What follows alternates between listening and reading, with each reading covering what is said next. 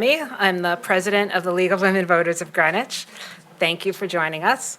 The League of Women Voters of Greenwich is a nonpartisan, not-for-profit organization.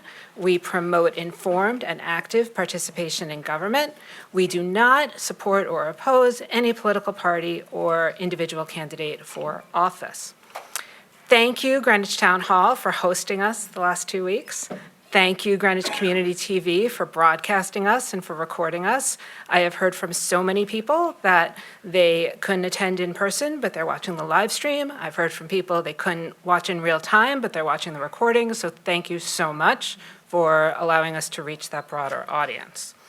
I also want to thank our volunteers. There are actually too many to name, but I want to thank all the volunteers who helped us make these debates run smoothly and run fairly. I want to mention especially our volunteers from the Retired Men's Association. We are really happy to have you here tonight and in the past debates, and we appreciate you working with us. Our moderator tonight is Henna Doba. She will be assisted by Catherine Broderick, who is a senior at Greenwich High School. They are also volunteers, and we're very appreciative of them being here and giving their time to help these debates run well.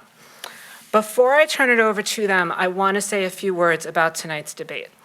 Tonight, we are going to hear from the candidates for the Board of Estimate and Taxation, which is sometimes referred to as the BET. In Greenwich, the BET has 12 members. They serve 2-year terms. They are all elected every 2 years. This year, we have more than 12 candidates for those 12 seats. And that's not the case every year, but this year it is. We have 13 candidates, and the voters are going to decide which 12 of those 13 candidates will be seated. And I want to take one more moment to thank the candidates. Every eligible candidate is here tonight, all 13 of them. I know there are lots of demands on your time. We're really grateful that you chose to be here to speak to the voters of Greenwich. You should know that the town charter in Greenwich provides that the chair of the BET will be a member of the party that gets the most votes in the election. And then the charter also provides that when the BET has a tie vote, the chair casts a second vote for the purpose of breaking that tie. So we thought about all these things when we tried to figure out how to format a debate for 13 candidates. And what we were trying to do is this. We wanted to provide every candidate with a full and a fair opportunity to present their ideas. We thought the voters should hear from every candidate. We wanted to cover a good number of questions. We wanted to cover a range of topics. And we wanted the audience to be able to understand the differences between the major parties, because the chair of the BET with the tie-breaking vote will be a member of one of those parties. So with that in mind, here's how we're going to do the format tonight. Every question will be presented to 2 or 3 candidates from different parties. Those 2 or 3 candidates will answer the question, and after that, the floor will be open. Other candidates can add, they can rebut.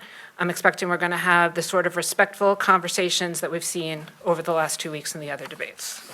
When the moderator decides it's time, she's going to move on to the next question, and then that question will be posed to 2 or 3 different candidates of different political parties. We're going to proceed in that manner throughout. When we get to the end, every candidate will have an opportunity to make a closing statement. I should tell you the questions were decided in advance. They were not shared with the candidates. They were kept confidential. The order of the questions was also decided in advance. And once the order of the questions was set, the order in which the candidates will answer the questions was decided randomly, and that was shared with the candidates. So hopefully that will allow us to proceed smoothly. Obviously, any format is going to be a challenge when you have 13 candidates. The goal is that all the candidates will speak for about the same amount of time over the course of the debate. That's going to require the candidates to be mindful about their use of time and about not using more than their fair share of time. I am very confident that we're going to have an informative, an interesting, a fair, and a balanced debate. I'm going to turn it over to the moderator so we can get started. Thank you very much.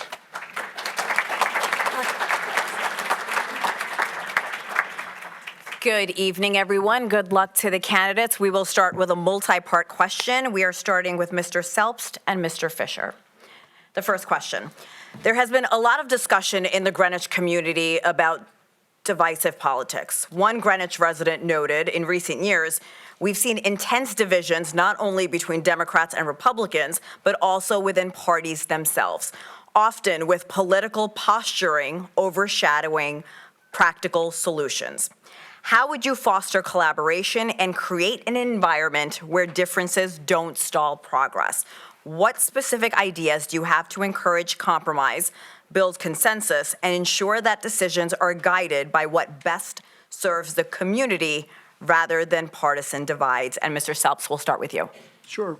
First off, I want to thank the League and our moderators and our volunteers for this. This is a wonderful opportunity. This is my third time up on the dais. I'm running for my third term, and I've really come to look forward to these events. They are, just as the League said, really instructive for the voters. So I want to just say thank you before we get started. You've asked a really great question, and I want to try to answer that.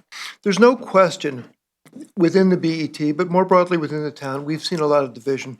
I think respectfully, there's been more true of division within the party among the Republicans, and I'm not really going to speak to that. But I'm going to talk about our own board.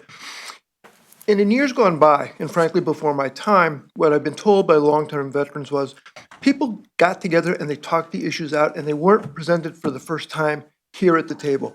And we've had a problem, at least in the 2 terms that I've been here, where things just come up at the table and have not been discussed. And I think the answer to that, and I think it's not a hard thing to do, is to get together and talk about the issues before we have to, hash them out and have votes on them. It's not a hard thing to do. I'm sure that my colleagues will join me in saying that's a preferred course of action, and I think it's an easy answer and one that's not hard to implement. I will say, for the record, I don't think my Democratic colleagues have really been torn by internal division. I think we've been pretty steadfast through the 2 terms I've been on the board, but that's my answer. Mr. Fisher, I will pose the same question to you. Yeah, good evening all, and thank you all for attending, and everybody who's online, and thank the League. I think part of the answer to this question has to do with communication with the public. So I'm also going to announce that the BET will have a public hearing about capital projects in November to open it up to more communication with the community. And I think the way I would also answer this question is we've assembled a team on the Republican side that is much more cohesive. And I think we've been working together. We had the advantage of going through a rough primary that brought us together. I think I've heard positive things about us from the Democrats. I think we're just going to have a much better team on both sides going forward. It's hard to have discussions as groups of people because of FOIA laws, so we have to be careful of that. We have to be careful of exchanging emails. There are a lot of barriers to, legal barriers to communication, but I agree with Mr. Selps that the more we can discuss things, the better off we are. Another thing is to have discussions earlier. That was a problem in last spring where discussions didn't happen among ourselves as well as it should be. So those would be the things that I think are going to mark us going forward. Thank you. Mr. Kelly. Thank you. I'm really looking forward to working with everybody because it's kind of what I do. I know. Doug, I just kind of met, but the rest I've known most of you guys pretty well. And this eclectic group that got together in our primary, I'm liking them a lot too. It looks like a whole bunch of good people. I know back some time ago when they, I guess Steve Walco, many of you know him. He invited me to get involved in politics some 6 or 7 years ago, and they said, we need a little help on the Board of Education. And when I joined the group, it was referred to quite often as the most dysfunctional board in town. And I said, boy, perfect place for me. And what I did was I just started, I think, Christina, right? We've decided to go out after meeting for a drink at one of the local bars. And, well, some people had soda, some people had a drink, but whatever the preference was. But the thing is, we got together, and it was such a strange thing to people to actually have that opportunity.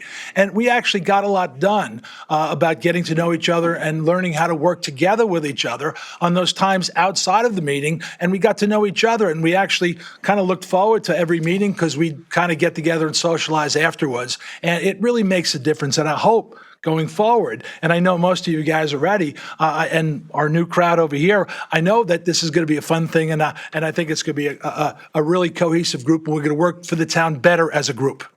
Mr. Pellegrino. Thank you. 4 key thoughts. I believe in personal relationship building. I want to have trust amongst all 12 of us. I believe in active listening. I think it's critical. You have to have respect and allow for differences of opinion. And lastly, we all have to work hard at building consensus. If we can build from the ground up, I think we'll eliminate a lot of friction, and I think we'll be able to come together and have consensus on the issues before us, because we do have issues before us that we're going to have to resolve as 12 of us. That's how I feel about it. Mr. Weisbrod. So, this is a debate, after all. And I mean, first of all, civil behavior is a given, and none of us really like, want, or need anything that's, rife with, with meanness and uncivil behavior. That is not, we're all volunteers as well, and we didn't sign up for this to go to battle with our neighbors. The reality, however, is that while we have a few new people on the board this year, we would say, let's organize this civil behavior under the leadership of a new team that didn't really contribute to the kind of strife that we saw in the last several years. Look, a generation ago, there were few tie-breaking votes. Now it's de rigueur. Over 24 tie-breaking votes, votes that were taken at the end of the session, not using the committees wisely, if at all. And then all of a sudden on decision day, 24 votes came out of the ether. And naturally, you're going to have strife and disagreement because none of this was, even today, Harry is noting that there's going to be a public hearing. That's news to us. I think it's great, but there's no communication about what's going on, what's happening. It's all being discussed in a back room without really the transparency that it needs. Having said that, clearly, we need to get along with each other. We need to, be civil. But I would argue that it should be under the leadership of a new team, and we'll talk about that during this debate, that is highly competent, highly disciplined, and devoted to keeping your taxes low and predictable. Ms. Faziliotis. Well, I'm not going to be part of any team at this point. I'm going to be part of the BET as an independent. Political and personal fights on the BET were definitely out of control, and every year I watched it get worse and worse as both Democrats and Republicans, quite frankly, punched each other in the face. And frankly, it was exhausting. But it never used to be that way, and I think this is where going backwards is a really good thing.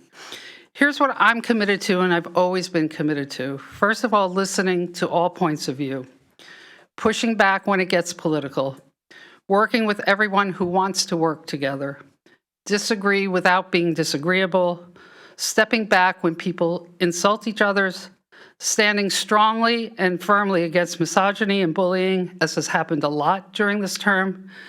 I have zero problem working with any BET member, Republican or Democrat, who are reasonable and respectful. When people are not, you can expect a strong reaction from me. If BET members are going to insult someone or bully them, I will even leave the meeting. But this is what I mean about community over politics, which is what I'm running on, is that we all need to start thinking and speaking and talking together without politics. It used to be that way. It should continue that way in the future. Catherine. For Ms. Tarkington and Mr. Alchak, how do you view the relationship and the balance of responsibilities between the BET and other town governmental bodies, such as the Board of Education, the RTM, and the Board of Selectmen? So how we govern and how we do our budget, which is one of the primary things that we do, is all governed by our charter. And I think to be respectful of our charter is very important. Our process really begins with our first selectman, who is responsible for the the budget and also for many of our town departments, including safety, police and fire, our HR department and law departments, DPW, Parks and Rec, et cetera. And I think, that leadership is critically important in terms of setting the policies and deciding what capital projects will move forward. Hopefully, they're prioritized. And so that's, one part. And the next part is the BET. To me, and even in response to the previous question, our committees are all so important to us. We have, an HR committee, a law committee, an audit committee, an investment advisory committee, and the budget committee. And each part of our government as the BET has to work together to contribute to the budget and to the process. And so I think that's one piece that we all need to focus on and make sure is in working order. The RTM is critically, well, I guess we talked about the BOE. The BOE is one of our, well, certainly by far, more than half of our budget in terms of the town department. So in terms of a department, it's critically important. What's changed since I've been on the BET is the governance of the BOE.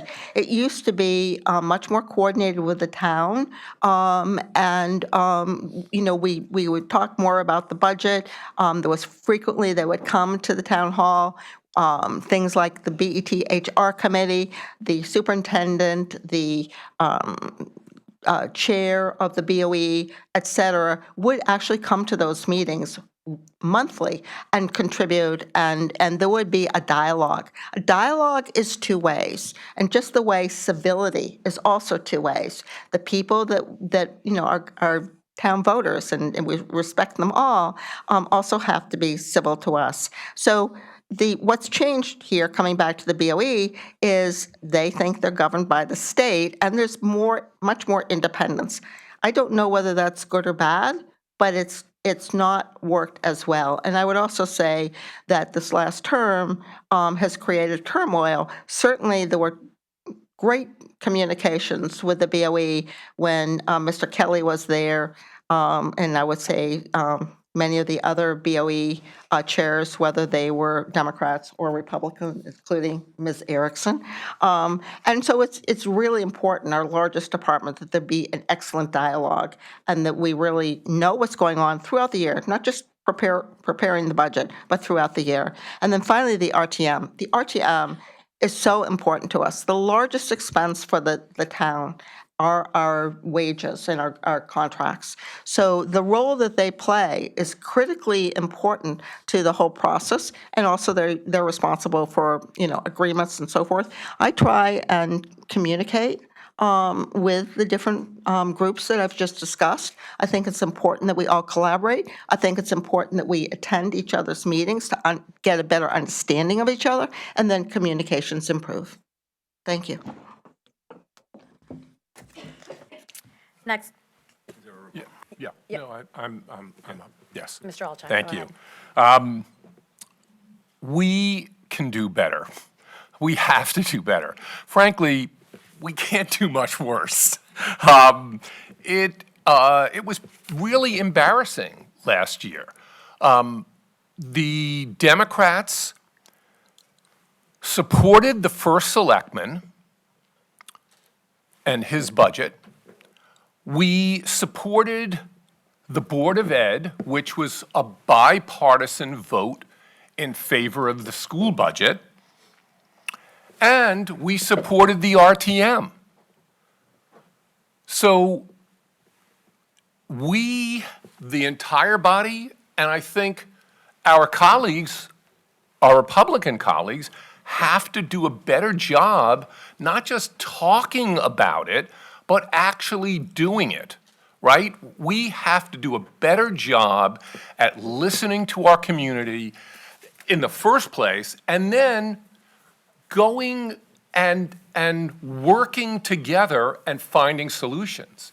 The answer is not throwing a $4 million budget cut amendment to on the during the budget days, the answer is to, if we want to cut the budget, and maybe there's an agreement where we can decide, hey, we should cut the budget a little, but do that months in advance, not minutes in advance.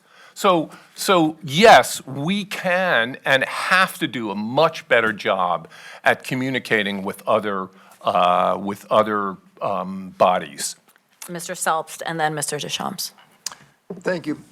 I actually have very strong views about this, and I've spoken about this at prior meetings. I have a particular conception that I've developed as to the role of the BET. The BET is an important body. We do set the budget. Of course, we follow, as others have said, the first selectman's lead in developing that budget.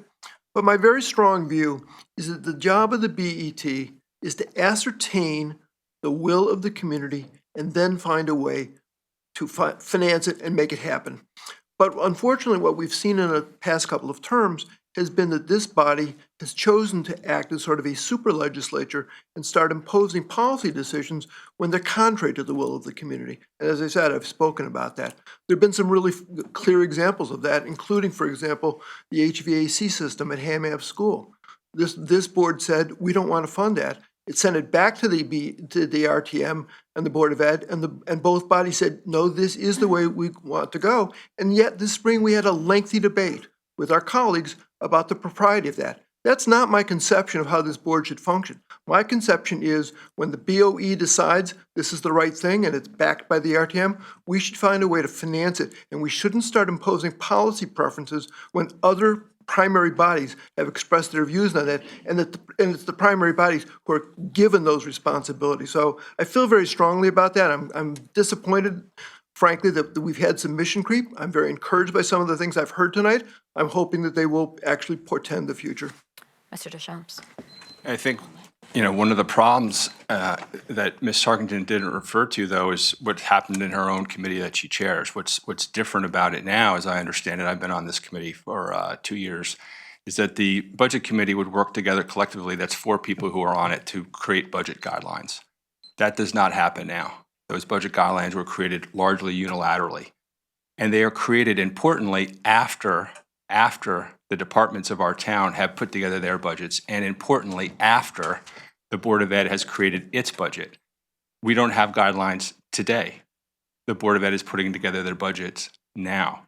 This happened again in 2023 when we were waiting for the election results. That's not how you run the budget committee of our town. It's difficult for towns to understand what those guidelines are going to be. It starts with bipartisan cooperation on the budget committee. You don't have to agree on everything, but you should have a vote and a discussion for the public to hear.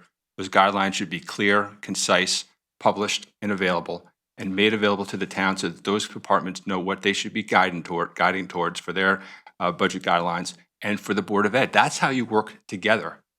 That's how you work together. Ms. Erickson, and then Ms. Bednar. Yes, thank you. I just have to respond because I think it's absolutely astonishing that the blame is being placed on the Board of Ed when, in fact, the Board of Ed comes into this room for a full day of budget hearings. There are multiple opportunities to engage with the Board of Ed administration, to talk about the budget, to answer questions, and that didn't happen. And it hasn't happened for quite some time. This year, we all heard about the $4 million budget cut that was dropped, like the nuclear option, on decision day. No one knew about it in advance. No one understood the consequences or the ramifications, which the Board of Ed had to quickly pivot and figure out how to implement that in a matter of weeks before the fiscal year started. But it's also happened many times with building projects, when building professionals, outside experts come into this room and testify and give their best advice, which has been disregarded. So I think it is a two-way street. We all recognize that the Board of Ed is the bulk of the operating budget, and in recent years, the capital budget. There's been a lot of needs in our physical infrastructure, but there has to be respect on both sides.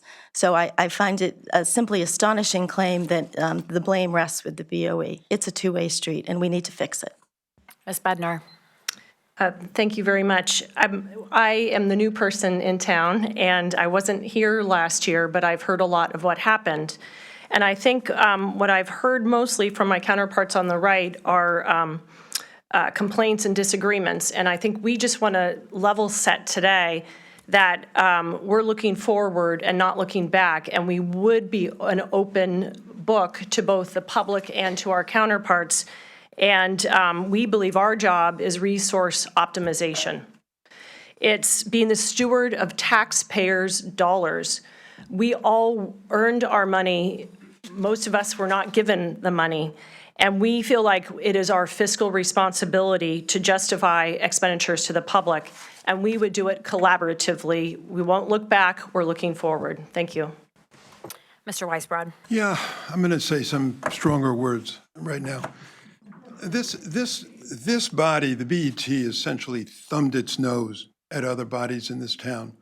When the RTM and an ordinance was passed about leaf blowers, this body said, we rebuke that. We reject that, literally. It's in the minutes. Look it up. We reject that mandate, and we're not going to appropriate a nickel to facilitate that. When the RTM voted overwhelmingly pleading with this body to reconsider the draconian $4 million cut, and the first selectman, Republican first selectman, also supported a look back at that $4 million cut. This body thumbed its nose at that and repudiated it and did nothing about that. When public-spirited people in this community were able to get a grant, free money from the state for an innovative food scrap removal, this body tormented them before acting on anything. And so the record is, yes, I agree we need to look forward clearly.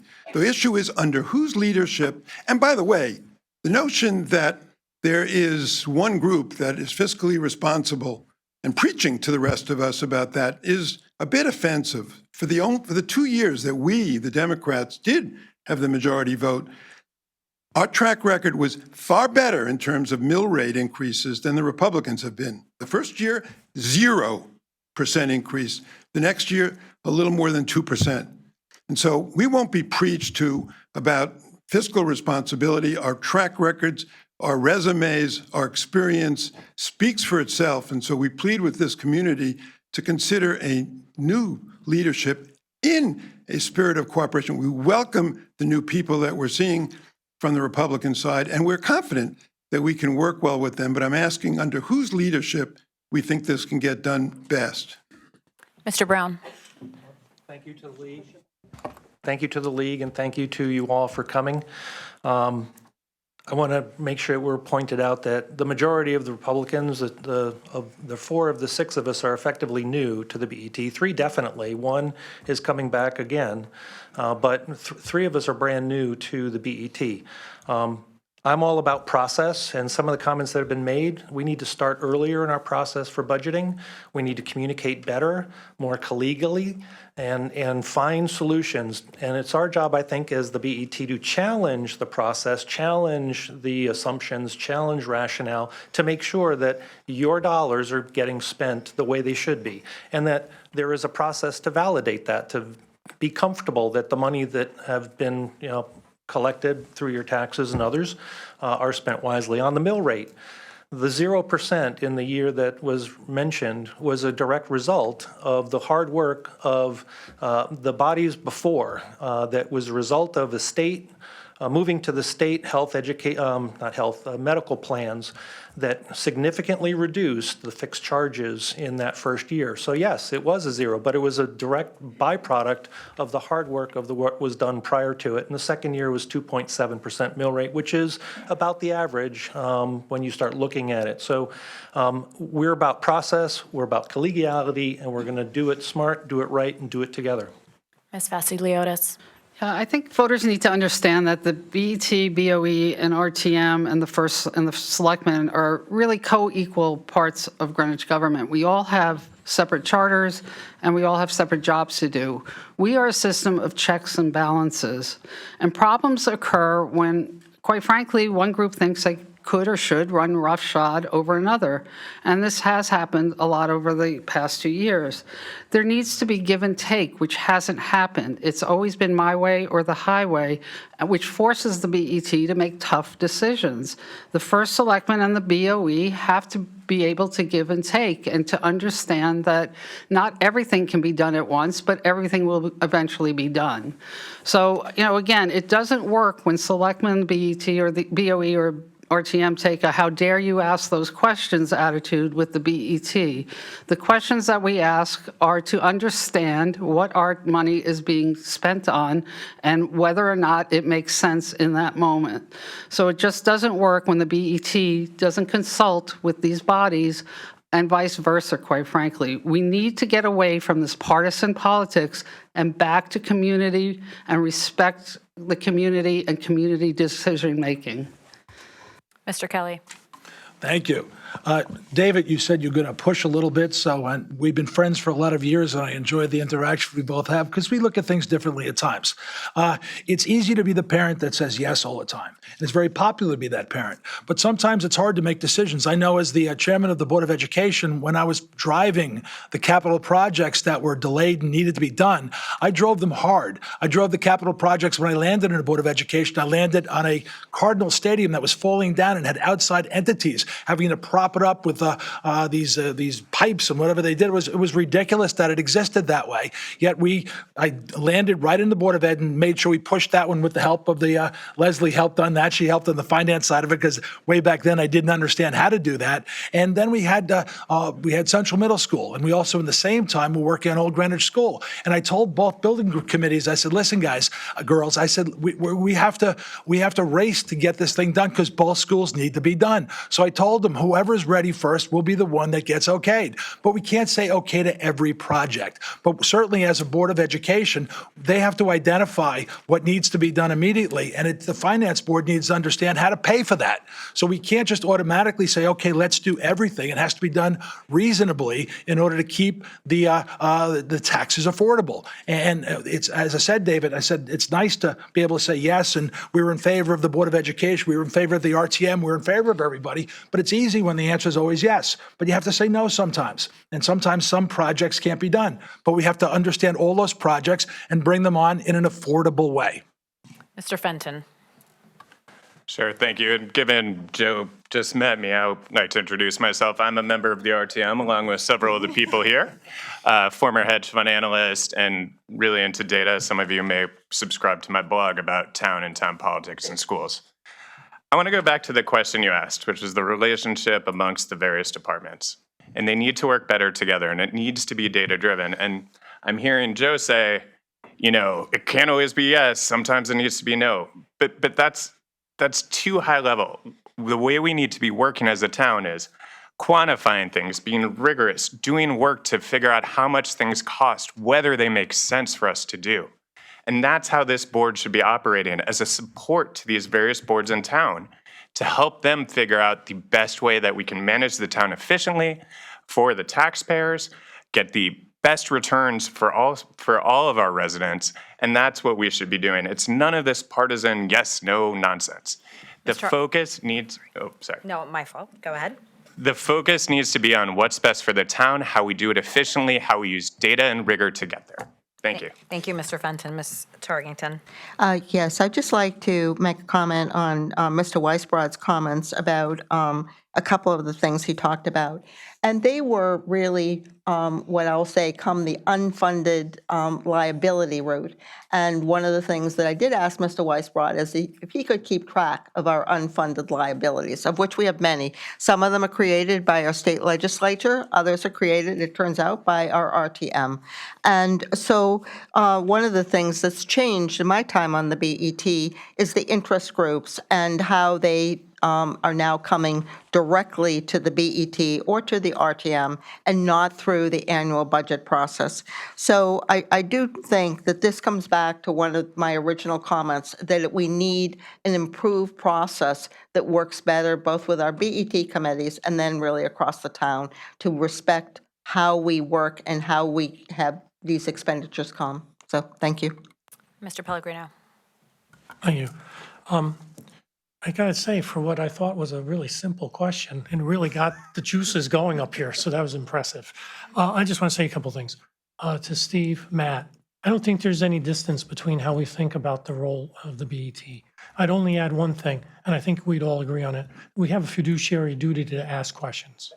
Without question. Right.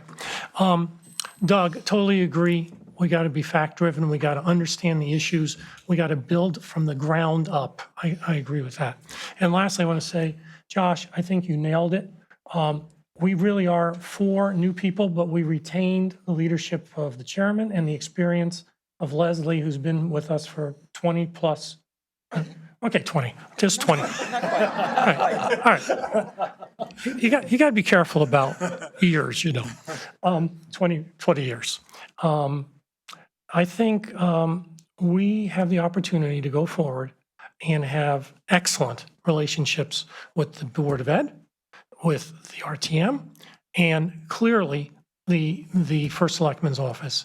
And I will add this, because David, I know you want to keep making the point that the town should vote in favor of giving the Democrats the control of the BET.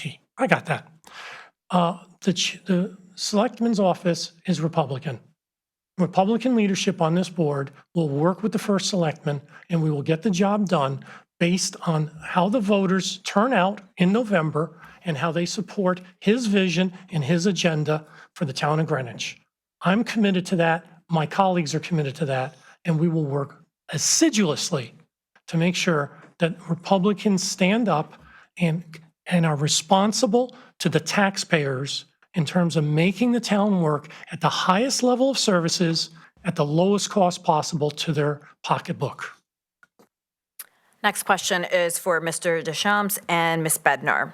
Would you support a charter change to make the composition of the BET better reflect the numbers of Republican, Democrat, and independent, unaffiliated registered voters in Greenwich? And sir, I'll start with you. I think the BET is well represented in terms of party configuration as it currently stands. I think the problem is we don't work well together in that one capacity of bipartisan cooperation, and I'll give you an example of what I mean. It's not encouraging to me to hear the chair of the BET, despite this effort to talk about forward-looking progress, talk about a public hearing in November. That's news to all of us on the dais, despite the fact that we've asked for this for 2 years. I hear, oh, we're going to move things forward. That's the same that you've been doing. It's not helpful. Why is it not helpful? Having a public hearing in November, and by the way, when in November? After the election, the day before the election? I'm not sure. But that's not the way to do it. The way to do it is to convene the members of the BET, which the Democratic slate has asked for repeatedly over the last 2 years, which has not happened, so we can have a meaningful conversation about our capital budget, which is broken. We have projects that are deleted, we have projects that are not properly valued, and we have projects that are not prioritized. That is not the way to run this town. We have over $1 billion of capital projects. We don't know if we have all of them incorporated in that budget plan. I run many companies in my professional career. If I had a CFO who did that, I would fire that CFO. You can't tell me that we're going to plan our business or our town and not know what our capital requirements are. There's questions about funding. How should we do funding? Funding is second behind after you figure out what all your capital requirements are. And I want to say one more word about that because it speaks to this notion of bipartisanship. There's been a lot of discussion by the Republican Party recently that the Democrats are going to increase debt. Can't do it. Can't do it. Why? It requires bipartisan cooperation. Per the debt policy, per the charter, you need 7 votes. 7 votes. We cannot increase your debt without bipartisan cooperation. But they don't mention that to anyone. That's not transparency. We need to have a process where we're working together collaboratively, and I'm very encouraged by what I hear from my soon-to-be new colleagues. Welcome to the BET. Welcome back. It's exciting to hear your enthusiasm for this reform that is long overdue to go back to the way we should be doing things, which is working together for the taxpayers. There's not a single member of this Democratic Party, and by the way, I was a Republican for 30 years of my life. This isn't partisan for me. Politics and finance do not mix. Politics and healthcare don't mix either. We need to work together with facts, with data, discussing the issues with one another to keep taxes low for all of our residents. I'm a CPA by training. I've made my career keeping tax liabilities low for single moms, for elderly, for large companies, you name it. That's what we do. Keep tax liabilities low. And that's what we're committed to do. But we can only do it if we're working together. Ms. Bednar. Thank you very much. I will also start, like Doug did, introducing myself. I'm Sally Bednar. I also, like Doug, have been on the RTM for 2 terms. I have a long history of working on Wall Street. Like Matt, I also have a CPA. And I've heard so many times our counterparts talk about the credentials that they have on the other side. But on our side, we have Deloitte, Ernst & Young, Morgan Stanley, Citibank, Wells Fargo. And most recently, I was the head of debt capital markets at Wells Fargo in the Muni division. But what I'm really here to talk about is to answer the question. I'm not sure Matt actually answered your question, so I'll take a stab at it. The question was, would we support a charter change? That is significant. For any of you that have served on a corporate board or a not-for-profit board, changing bylaws is a big deal. And you don't change bylaws unless there is a very, very good reason to do that. There might be a good reason. The reason is that we have had a growing population of independent, unaffiliated voters in Greenwich. We now have almost a third, and a third. That has changed. I was talking to a gentleman earlier before we started. That's changed the makeup of how we look at things today. So would I support, I want to answer your question, would I support a charter change to better represent what our constituents look like today? And I'm going to go back to what I said before. It's about collaboration and having that discussion. I don't have the answer. Would I change it? Bylaws change are a big deal. I've sat on many, many boards, and I have to think about if we've actually ever changed a bylaw. We haven't. We've made changes around bylaws and amendments, but we've actually never changed. Usually bylaw changes, charter changes require unanimous or supermajority votes to change them. And you wouldn't do it unless you had a very good reason. But I think the growing independent group in town might be a reason to have that discussion. So I would be very open to having a discussion, but I'm not sure I would fully answer your question about a change today. Thank you. Mr. Brown and then Ms. Vasiliotis. Mr. Brown.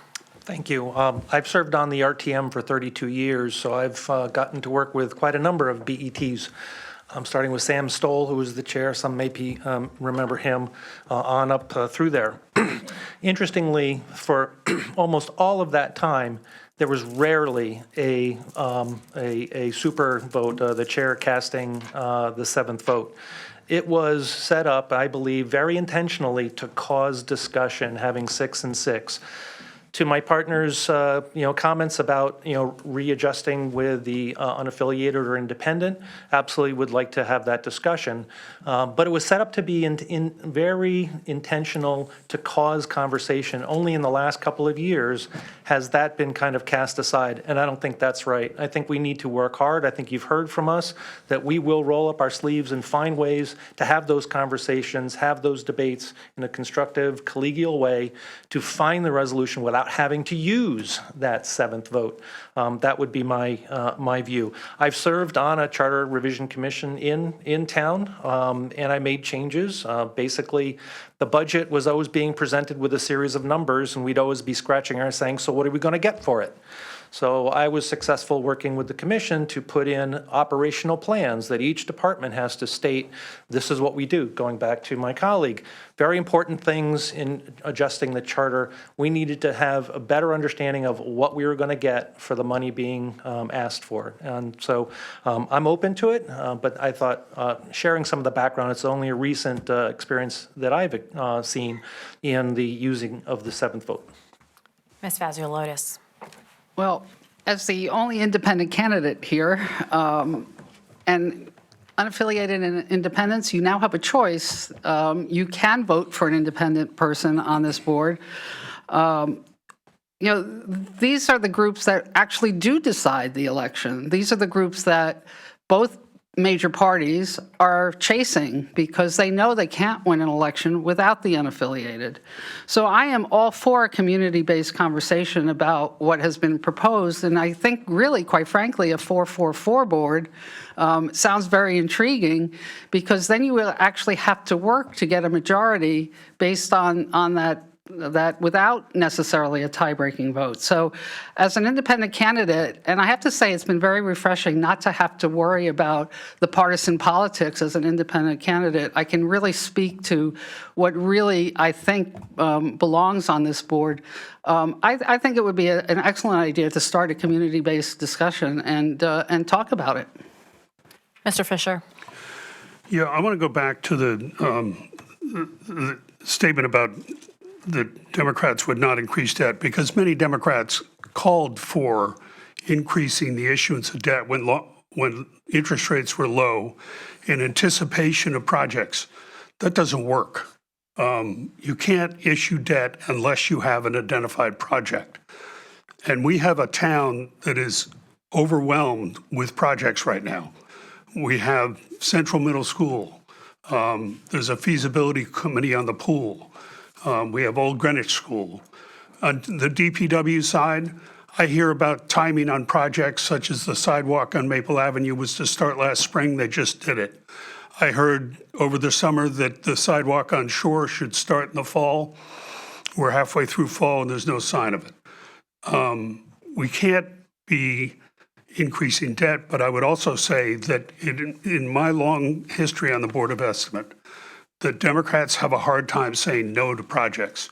We've got too many projects. We have to be very careful about the human resource side and being able to manage those projects. And, you know, the selectmen are having trouble trying to fill a Riverside School building committee. There aren't that many people that want to serve on building committees. The other thing is about the public hearing. I don't recall any requests for a public hearing on capital. That just never made it to my attention. So that's all I'll say. Thank you. Mr. Fisher, thank you. I do want to add, we will be asking another question about debt, and we can dive in a little bit further. But Mr. Weisbrod, I know you wanted a rebuttal. Yeah, just a quick one. I mean, because they keep saying we don't, like to vote no. Well, we don't like to vote no on Central Middle School, because we thought and still think and didn't vote no to build a new Central Middle School. They voted no 3 times. Every opportunity to vote no, so we didn't vote no on Central. We didn't vote no on Old Greenwich School because they have raw sewage coming into that school, and we thought it was about time that get fixed. So guilty as charged. We didn't vote no on those projects. The issuance of, Harry, you really can't say anything about the issuance of debt if you haven't called the Debt Policy Committee into session for 4 years. The BET requires it be called in every 2 years. And actually, it'll be 5 years come December. And so unless you know the projection of debt that by the way, in the next 2 years, we will come egregiously close to violating a statute which doesn't allow you to borrow money to pay debt service. And the only way to understand that is to have the Debt Policy Committee meet, debate it, discuss it, review it, and figure out how to deal with it. So these are the issues. And I think, look, I really am looking forward to a new year in the BET. I am welcoming new members of the BET. I think it's healthy, and a lot of the things that are being said bode well for an era of cooperation and collaboration. But the real question is, and I asked the town to consider this, isn't it time for some new leadership in that regard?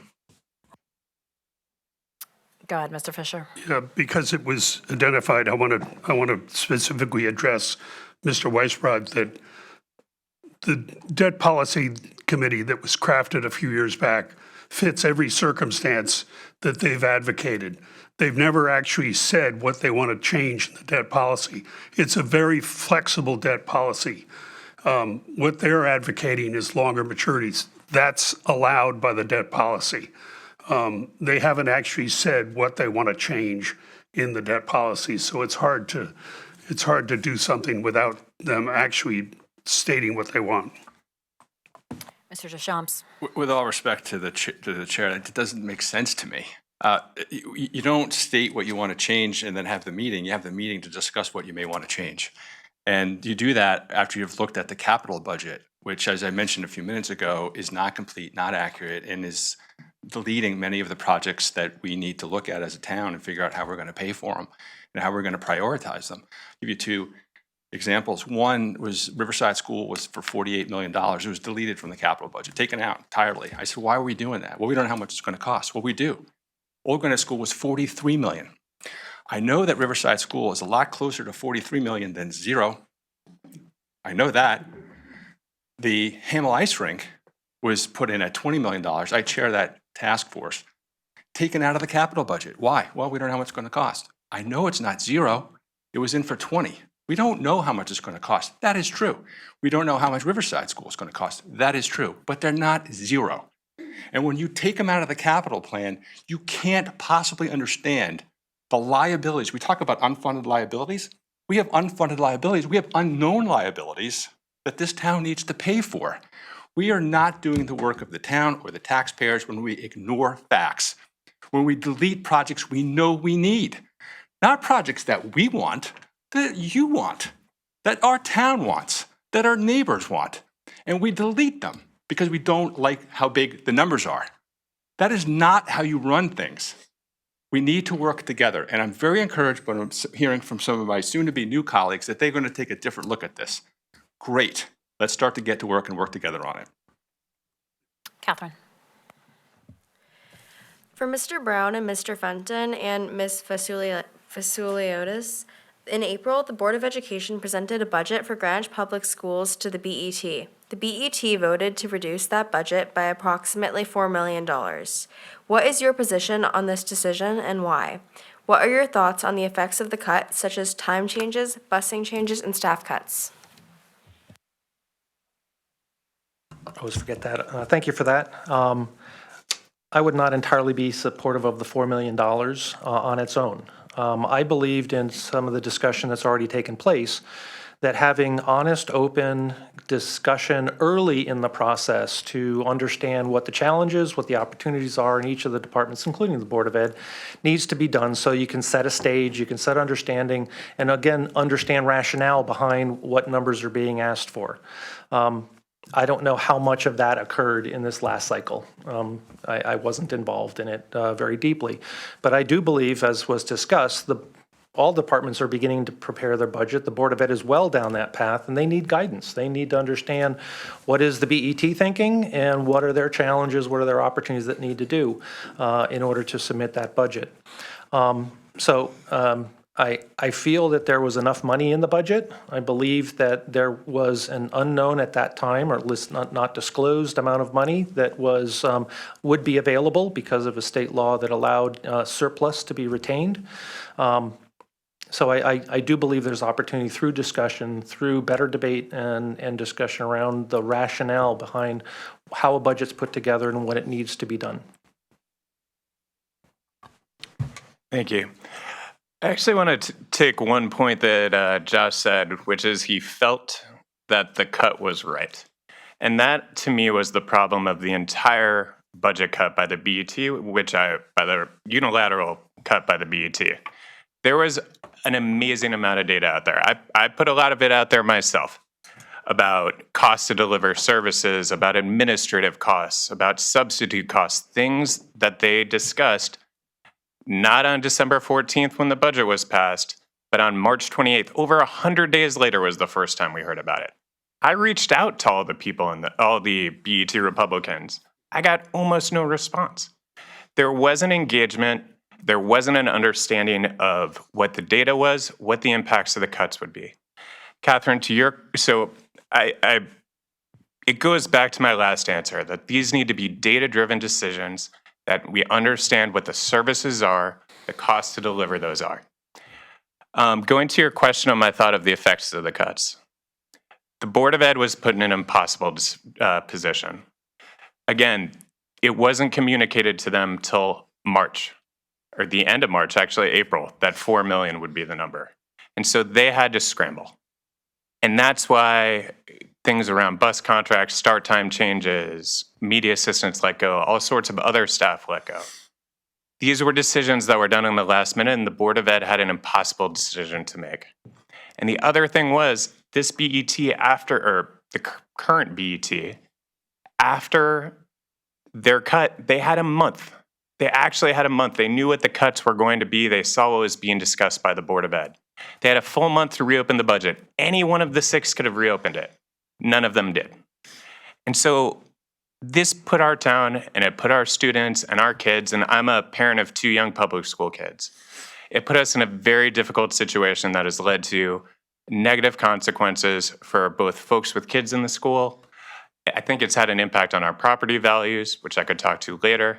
And it's also impacted people who don't have kids in the school, who might just be trying to get through the traffic in the morning. So, thank you. Ms. Faziolotis. Yep. Strong and well-funded schools are critical for the Greenwich community.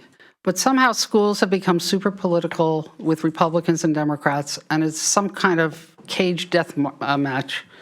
I'm stunned by the volume of completely false information that spreads like wildfire. We need to put community of families first.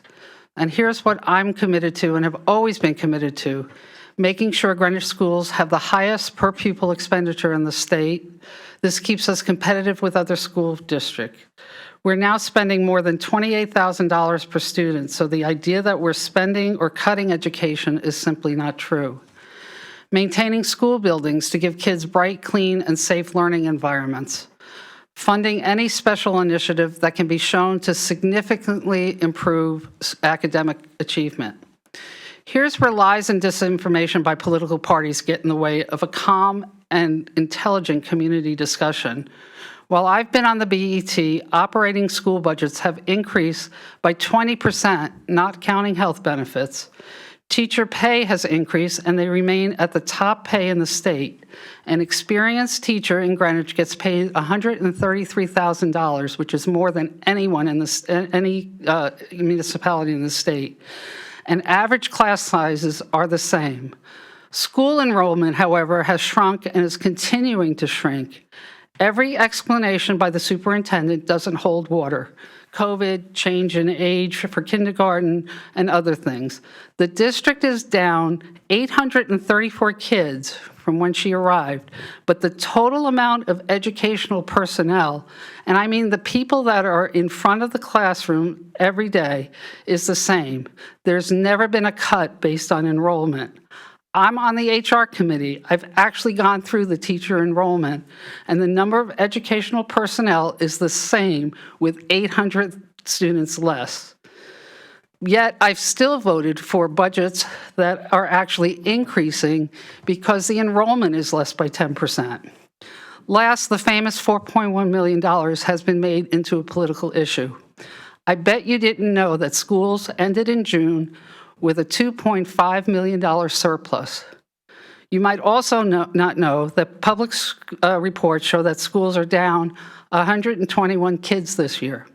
At $28,000 per kid, that's $3.39 million in excess funding that no one on the BET has asked for back. And the busing issue? The BEOE had more than enough money not to go down the busing fiasco route. It's unfortunate because you will never hear them talking about community over politics. Instead, it's the opposite. And by favoring the politics, they did a great disservice to our kids and their families. We should be having, and I agree with Doug, that we should be having intelligent, fact-based community discussions about schools, not using schools for political party grudge matches. It should be community over politics. Mr. Brown. I neglected 2 points. One is that the Board of Ed is fully responsible and accountable for the budget that they get. The RTM approves effectively the bottom line, and then it's turned back over to the Board of Ed to decide where they want to apply those funds. There may be directions to it, but they're able to move money around their budget fairly freely. I was very disappointed with their decisions. I think that, I would equate it to if you're going to cut the Parks Department budget, they're going to close Todd's Point. Because it's just going to, get people riled up. They picked, I believe, some areas that would be very emotional, very passionate in our community, and is not appropriate. That I certainly wouldn't be looking for that. So I would like to just make sure that we understand the Board of Ed is responsible in making the decisions of how to allocate their money. Ms. Erickson. This right here is the main difference between the two political parties. And this is what this election is about. And I want to be crystal clear because it's time for some truth-telling. All of the sitting Republicans on the BET right now, including Ms. Vasiliotis, who's running as an independent, but it's currently a Republican on the BET, voted for the cut. It's not a reduction in an increase of spending. It was a cut. Now, personally, I served as the chair of the Board of Education when we went through the significant policy change to roll back the school start time or roll forward from 7:30 to 8:30 based on recommendations of medical professionals, sleep experts, et cetera. It was not a unanimous decision. There was a lot of community input. We went through months-long discussion. We have public hearings at our regular business meetings. We had multiple people come out many times and talked about it. It was a significant, thoughtful policy change that has since been rolled back. But why was it rolled back? Because the Board of Ed was trying to do everything it could not to impact the classroom. They talked about other things. They talked about changes in the advanced learning program. They talked about pay to play for sports. That has obvious issues with equity. There were other options that they talked about. They had very little time to make these decisions. Yes, there was a lot of consternation about the decision that they did made, but it had the most economic impact and it did not impact the classroom. Now we're seeing the effects. And not only because of the change in school start times, we had a new bus company, new software, et cetera. Many of us have been knocking on doors and have been hearing the stories about how many minutes the kids are spending on buses. But they did their best to keep it away from the classroom. But I just want to let everyone know, again, this is a critical difference. And it's not about whether or not the Board of Ed shouldn't be held to account for their achievement results. It's not about whether or not we should have discussions about how are you managing declining enrollment, but yet there's increased pre-K. There's higher needs for students who receive special services. There are more students who are being placed in out-of-district schools. There are a variety of reasons why it doesn't go down dollar for dollar when the enrollment declines. But we need to have those discussions thoughtfully and respectfully, and to be clear, to have non-education professionals substitute their own judgment for what they think is best for our kids. That's not the community that I think we all want to be living in. We are the adults. We're responsible for educating our children, and we need to do a better job. And I would like you to remember that on November 4th. Mr. Fenton. Yeah, I thought Laura touched on a lot of issues, but I want to address some of the things that Karen said. So she made a mention that enrollment's come down, and it has, but class sizes have stayed the same. And as Joe would know from his time leading the Board of Ed, that's because we've reduced our general education staff over the last 3 years by 30 people, so almost 5%. We've taken the number of K-5 classrooms from 210 to 194, and that's how we've kept classes the same. So then to Karen's point of, well, then why is educational staff the same? We've had increased identification of special need kids and unique learners. And again, understanding the business of how, and so we need to provide support and services for those children. And then also we've had increased identification and need to deliver pre-K. And if you think about this, one classroom, my son's third grade classroom has 24 kids. A pre-K classroom with only 15 kids can have 3 teachers in it, or a teacher and two assistants. And that's one of these things coming again of understanding how education is delivered and understanding the business and not talking in large-scale platitudes is what we as a board and we as a town need to do, because that's how we will maximize how our resources are utilized, that's how we'll find efficiencies, and that's how we'll deliver what Greenwich residents expect. Thank you. Mr. Kelly. Thank you. Topic schools. As Laura said, she was chairman of the Board of Education, as was I. I would not have supported the $4 million reduction. When I was chairman of the Board of Education, I made sure I communicated clearly with Leslie. We talked a lot about the numbers, and Dan Osamir, the chairman of the BET, and made sure we communicated on what he perceived the guidelines to be, and then what I saw we needed to spend in dealing with the superintendent. So before all the news stories and I guess news fair or whatever went on as far as the publications, basically we worked on coming up with a number that made sense because we communicated. He came up a little high in the guidelines, and I said, no, we got to go a little lower than that. And the superintendent came in a little high on her number, and we worked together on bringing that down before it hit the press, before we had to do anything dramatic. And we worked on that. The year I was the chairman of the Board of Education, we agreed on the operating budget. There was no drama, no stories, no anything. We just were okay. It's funny because we walked into the meeting in here and the superintendent says, "Are you sure they agree?" I said, "Yes, they've agreed. We're done. We have a number we've agreed on." And there was no dispute. So the bottom line, what I'm trying to say is communication's the important thing. Now we have some great people on the board that crunch data. That's fantastic. Not my thing. What I do is people, and I work with people very closely and well. And I'll work with those data crunchers and working very well with them and working very well with the people and bringing people together to come up with what the real answer is. Not guessing what the answer is, not putting people in spots. Come up with the answer, working together, and do what the town of Greenwich wants us to do. Ms. Fasciolotis. Yeah, I mean, the bottom line is there's never been a cut based on enrollment. I've personally, I mean, and every Republican in every budget has voted for increases in the budget. And it's not fair to say that it was a cut at the 4.1. It was a reduction of a 5.1% increase to their budget. And they came down to 3% with the reduction. But, you know, again, with Mr. Fenton, I could go through point by point. We don't have time for that. But a lot of what is being said is simply not true. Mr. Pellegrino, and then Mr. Selbst. Okay, thank you. This is not a quiz.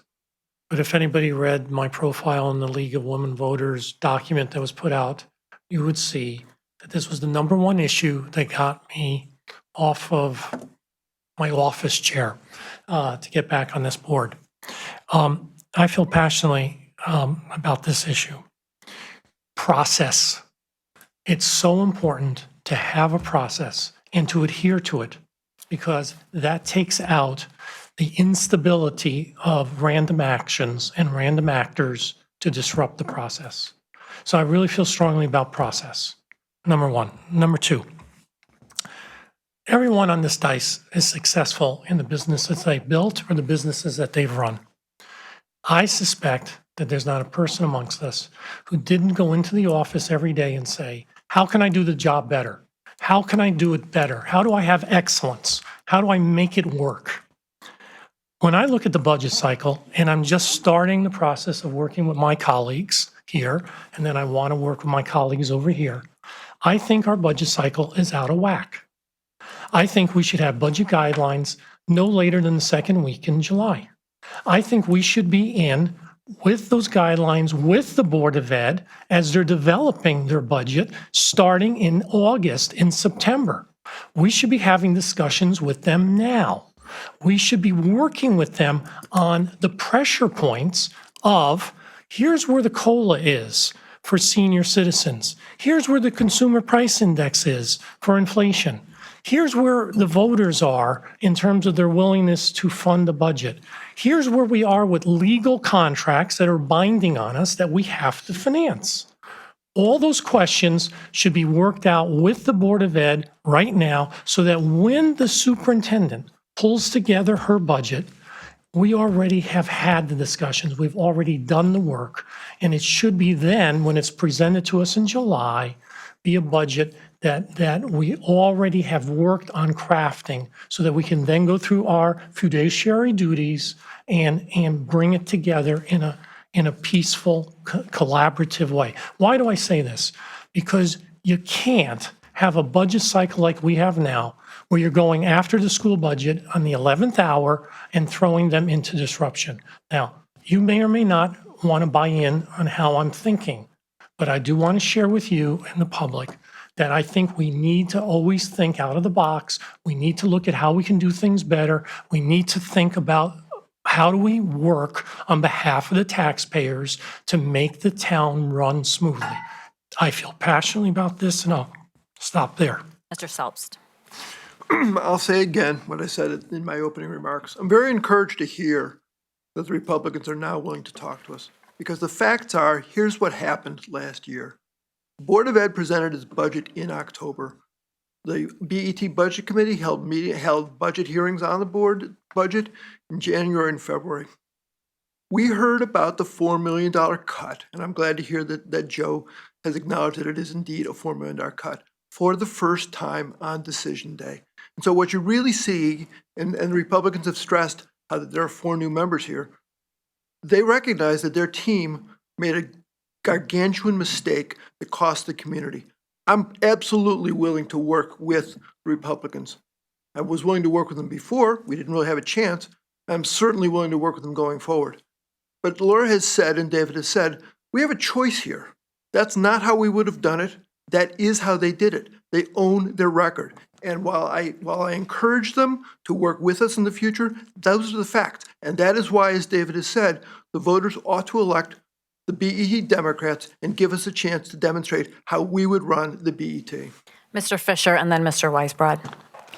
Yeah, last spring was very difficult, but if you go back to the budget guidelines that were promulgated by the Republicans on the BET, the reduction of the school budget could have been anticipated by the fact that we guided to a 3% increase.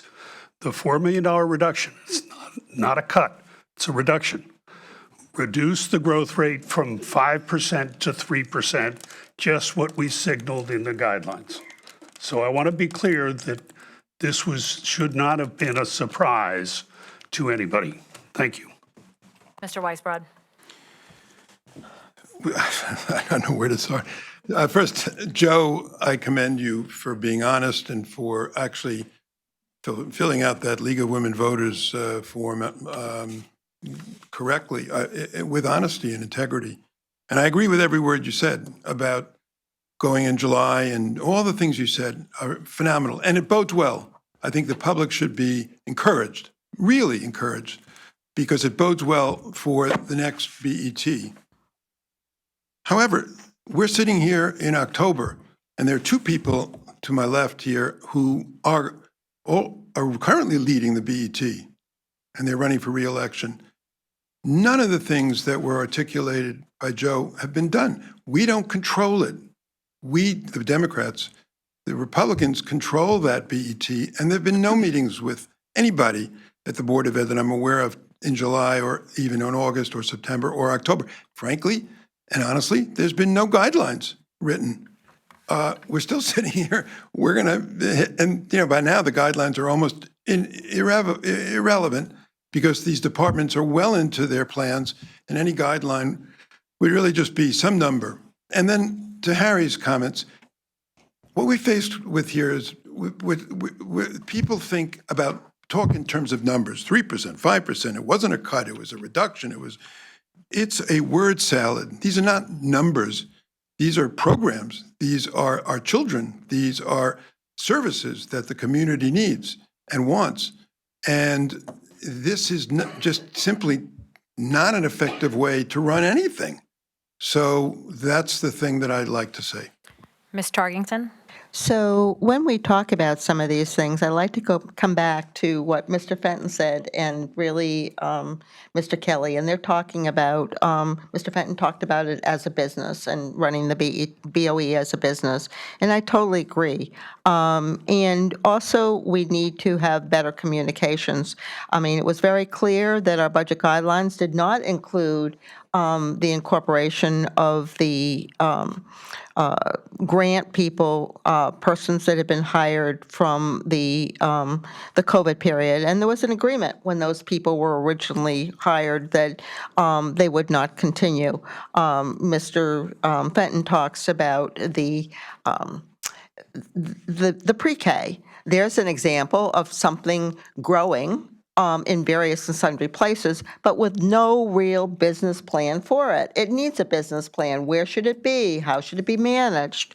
There are other things that aren't being talked about. You know, I certainly, if we can start earlier with the budget guidelines, that's great. But, you know, I can tell you that I don't have my calendar with me, but Ms. Moriarty and I have met with the superintendent and Ben Branyan. So those meetings happen now. And, you know, if you go back to last year's budget, which you keep talking about, the one we're in now, that first meeting occurred on August 7th of whatever it's 24.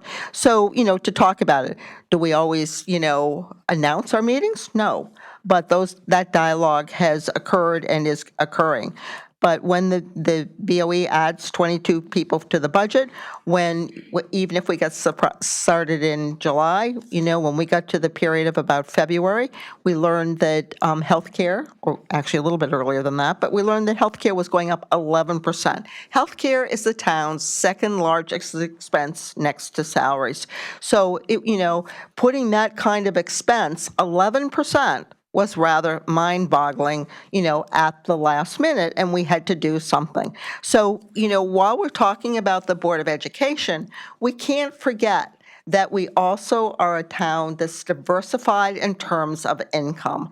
And, you know, we need to make sure that our budgets work for all of our residents and that we continue to do the roads and all those other things that Greenwich is recognized for. It's a wonderful community. But we know that 17% of our population is over the age of 65. Many of them are on fixed income. 32% of our population is over the age of 55, which is the age that our senior center, now Wallace Center, Commission on Aging uses. That's a third of our population. We also know that 28% of our population is classified using United Way indexes plus, you know, the poverty level. The 28% of our town residents are classified in that category too. That's almost half of our population.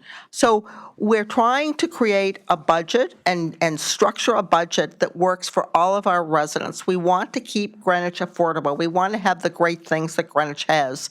And, you know, we're recognized for that, you know, and, you know, certainly heard Mr. Camillo, you know, talk about all the great things and the great rankings we're getting. But when we're putting together a budget, we're thinking about those things. Also, we also need to point out that when you look at the school's budget, we're the only town in the state that doesn't allocate many expenses to them. So for the fiscal year '24, which is their last, as far as I know, the last reportable year for what used to be called the EDO1 is now called something like the DR3. There's another $50 million that's in the town's budget for those items for the BOE. So, you know, we're trying to structure a budget that addresses many issues. And, you know, there is a timing thing. We can start earlier, but by that time, you know, we don't even close out fiscal year 25 until September 30th. And so we're running at that point in time 3 budgets. And no one is giving consideration to the complexity of running 3 budgets. And the finance department really isn't ready and doesn't have the resources to run it. So we all have to work together to, you know, and maybe we need to work together and spend more coffees and so forth so we can understand what these many issues are, you know, offline, so we don't have to all sit in front of, you know, the audience as much as we like transparency.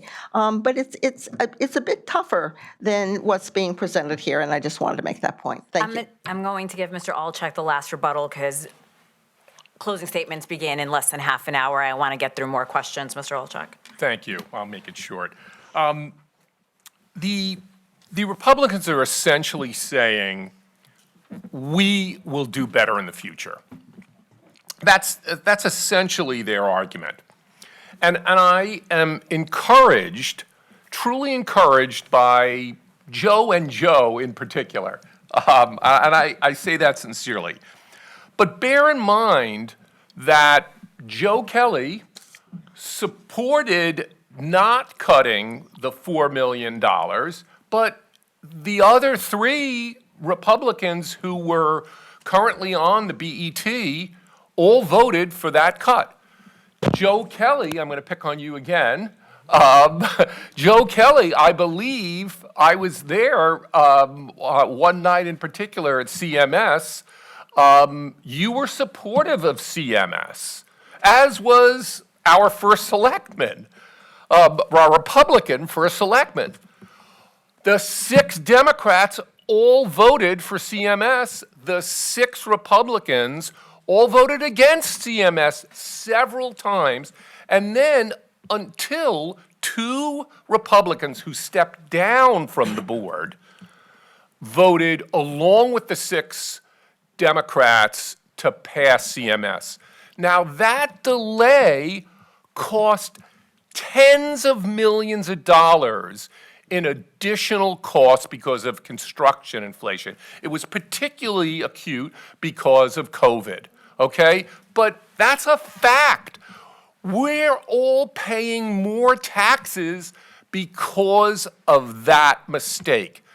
That was a serious mistake, but it wasn't the only mistake. OGS, another mistake. The Cohen Center, no better example than the Cohen Center. The Cohen Center cost us $25 million. Granted, $5 million was donated by the Cohens very generously.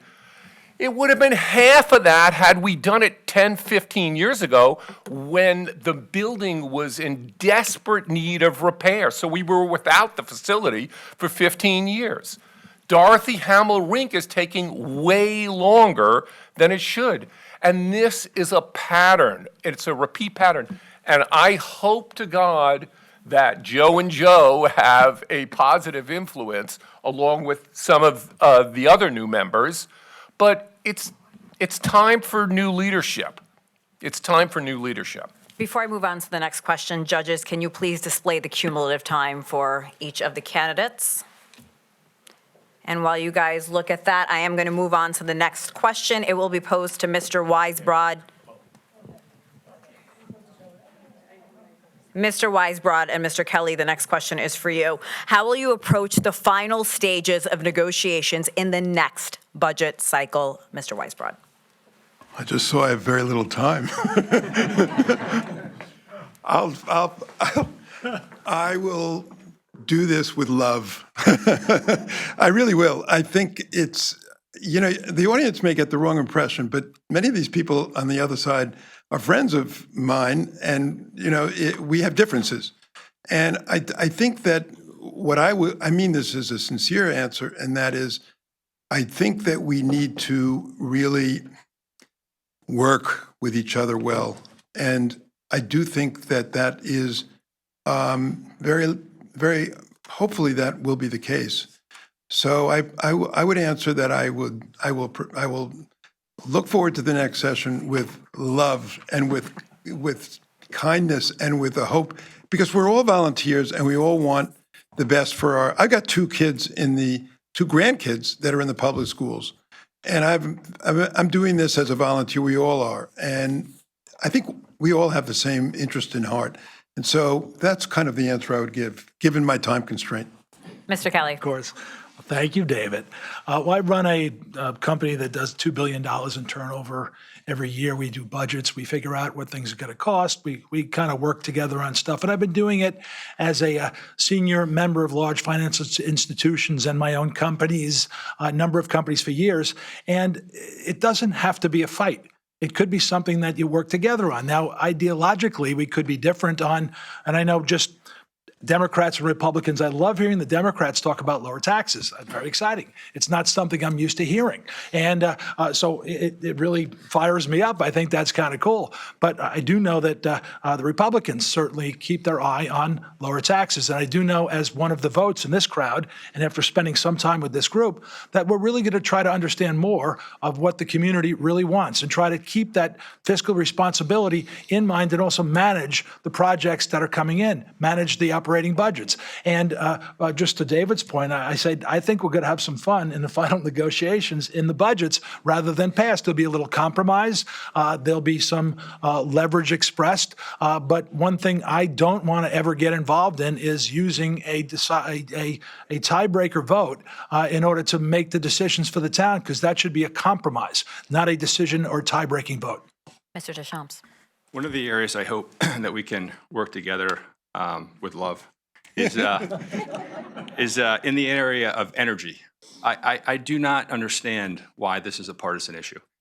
We have battled on this board with simple solutions to our rising energy costs. I don't like paying Eversource's bills. It's an upward sloping right curve.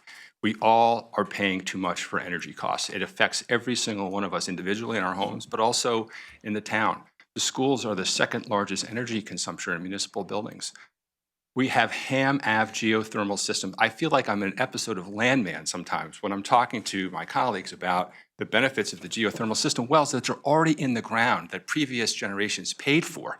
And yet we're discussing putting a nat gas system in that school, which has negative consequences for all the students and the teachers and the faculty that are in there for their health as well. Solar panels should be on the tops of many of our buildings.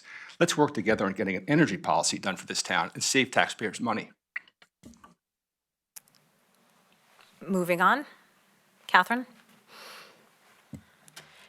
For Mr. Pellegrino and Ms. Erickson, under what circumstances, if any, do you believe that issuing longer-term debt is appropriate for Greenwich, and why? What limits should we place on debt issuances? Sorry. Okay. Long-term debt. First, I believe we do long-term debt for our sewer projects. We actually have long-term debt for sewer and Nathaniel Witherell both. Thank you. Okay. I'm sorry. I'm going first, correct, Laura? Yeah. Okay. Sorry, I just wanted to point out that Ms. Tarkington has spoken for over 9 minutes, so I just wanted to point that out. Thank you for that. Ms. Erickson, Mr. Pellegrino, please continue. I'm sorry. So the question is, when is long-term debt appropriate? Clearly it is for the sewer projects. Clearly we made a project-specific decision as a board for Nathaniel Witherell. My understanding of our debt policy is there's nothing in the debt policy that limits the board. If collectively we all came together and said a specific project like Nathaniel Witherell or something else that may come up, what's appropriate for that project at that point in time. So I think the point there is there's a little flexibility, there's a little nuance. However, I'm going to go to this point. I think the Republicans have served the town well. I think for years we've been able to maintain the cost to the taxpayers in a reasonable range and at the same time provide a very high level of service and at the same time try to get the infrastructure projects done. Do we get everything done all at once? No. But from my experience, you actually can't. You just can't. You look at the issue of building committees, and I served as a liaison to the Nathaniel Witherell. We're blessed with the quality of the people that we have in this town that are willing to volunteer. But even that is still a small pool. We're struggling, and I'm going to use that word struggling, because the Board of Ed can help out here, and they are. The First Selectman's office is trying, and they are. But it's hard to have yet another building committee for Riverside School. I'm 100% for it. But it doesn't happen overnight. We're going to do the swimming pool at the high school. I'm told that we need a building committee for that. How many building committees do you think you can put together in a year. You can't. I appreciate Elliot's comments, and I understand where you're coming from, Elliot. I'd love to get everything done like that too. I really would. There's nothing like having outstanding infrastructure, but it doesn't happen. And it doesn't happen because of the fundamental issues of the process of the way the charter works, the way the institutions work, and the way we work. So you have to bear that in mind in terms of a little bit of appreciation for the challenges that we as a town face when we're facing all of these projects. I happen to think the most important thing, if I had my druthers, and this is important for the audience, I'd love to see our debt service at as low a dollar amount as possible, because that means by definition, we're developing budgets at the lowest cost. I know we have to have debt in life, but I think our policy of pay-as-you-go with 2-year bands and then a 5-year bond has served us well. We have not, unlike a lot of other towns, we have not blown out our debt. We have been responsible, not only to this generation, but to future generations. And I feel strongly about that. So I think my answer to you, and I'm trying to be succinct now, is I believe, thank you. I know it's hard, isn't it? Yeah. We have served the town well as Republicans and in the chairmanship position by having a policy of modified pay-as-you-go. It works. Now, again, if something comes up and we have to have a discussion at the debt level committee and policy, or we have a thing, we're all going to come together with facts and we're going to think it through and figure out how to get the job done. Because the bottom line for all of us is getting the job done for the citizens. I'm not certain I'm done yet. All right, I'll stop there. Go ahead, Ms. Erickson. Oh, Mr. Pellegrino, I'm so glad you're coming out of retirement. This is going to be fun. So I'm going to start in a little bit reverse and respond to some of what Mr. Pellegrino said. So with all respect, there are real problems in our town that haven't been addressed in a timely fashion. Before Cardinal Stadium was rebuilt, it was condemned. It took a condemnation of Central Middle School. The kids had to be relocated very quickly over February break before we got it shored up and they could be returned, and it really accelerated the priority. We all know the problems at Old Greenwich School. It's not just the schools. There's been a discussion about backcountry fire coverage for many, many years. We haven't tackled the problem, so as a result, we have a lot of overtime in our budget because we've changed the way we man our fire stations to address issues and response times, which is of concern. And if you're in the backcountry, your insurance rates are probably reflective of the fact that there's inadequate fire coverage. Public safety is important. So I would disagree with the premise that everything has been going hunky-dory. Every election is a mill rate election. I mean, we all want to minimize our tax burden.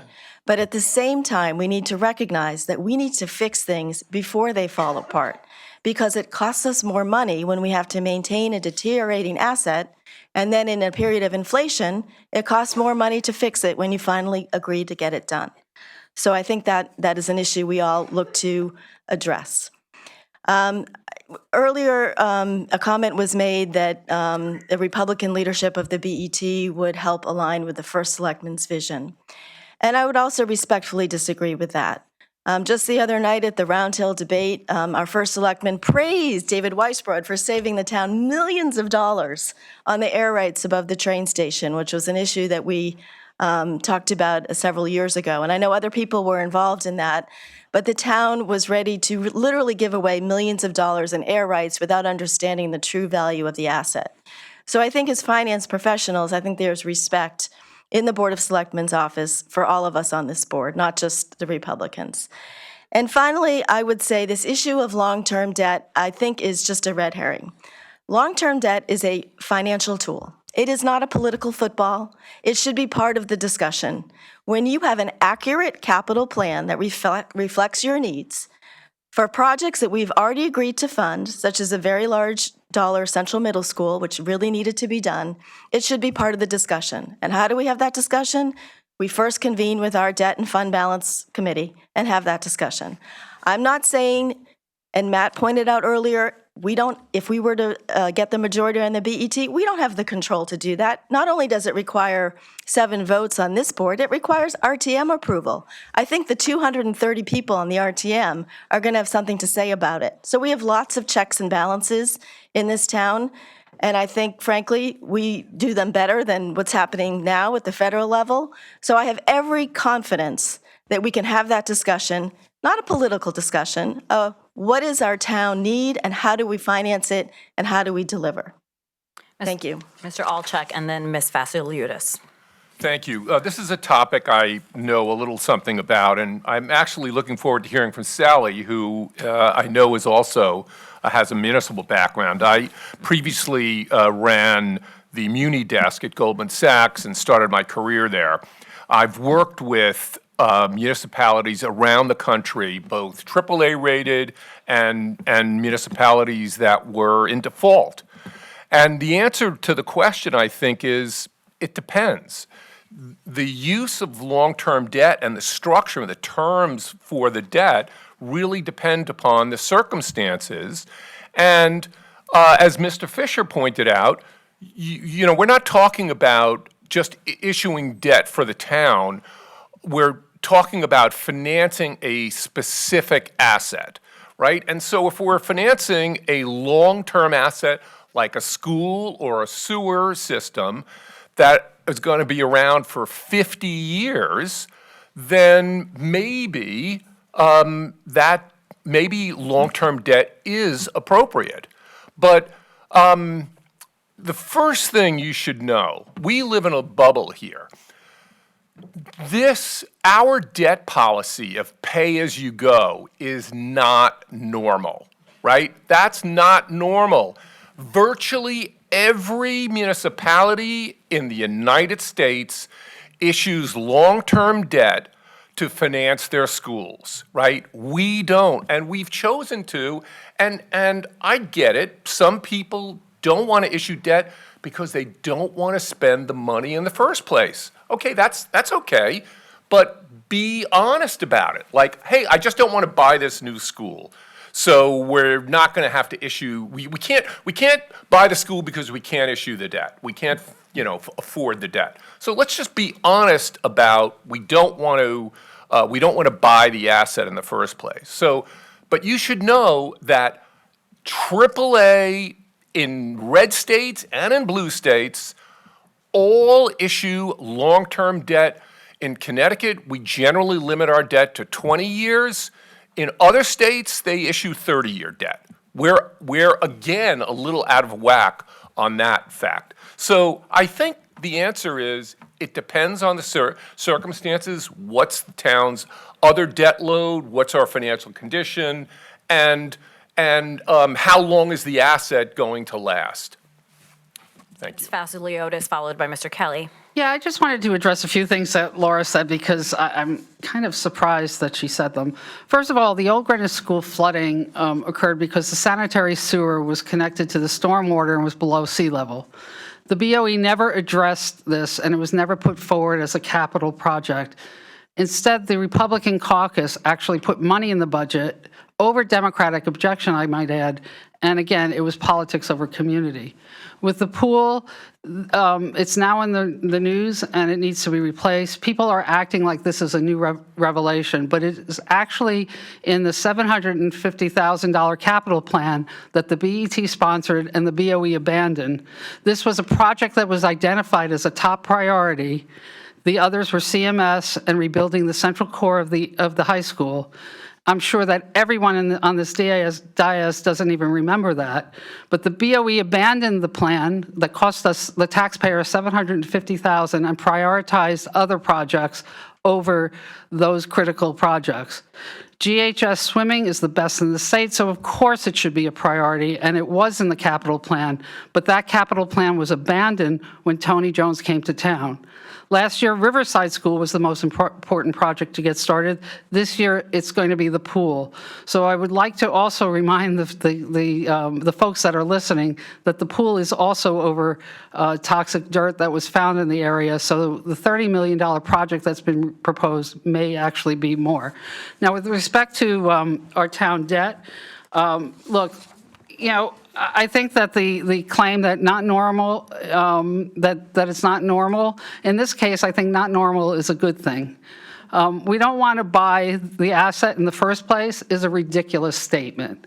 Every single project that comes before us will get done. It's just a question of priority and how fast it gets done. We all know that the schools can't do construction during the school year, so it occurs over the summer or over breaks, but they do get done. We borrow to meet our cash flow needs, and I think that's very important that everybody understands. And long-term bonds can tempt endless spending. You know, hey, let's borrow for everything. Modified pay-as-you-go forces tough choices and ensures our town leaders only greenlight projects we can afford without going overboard.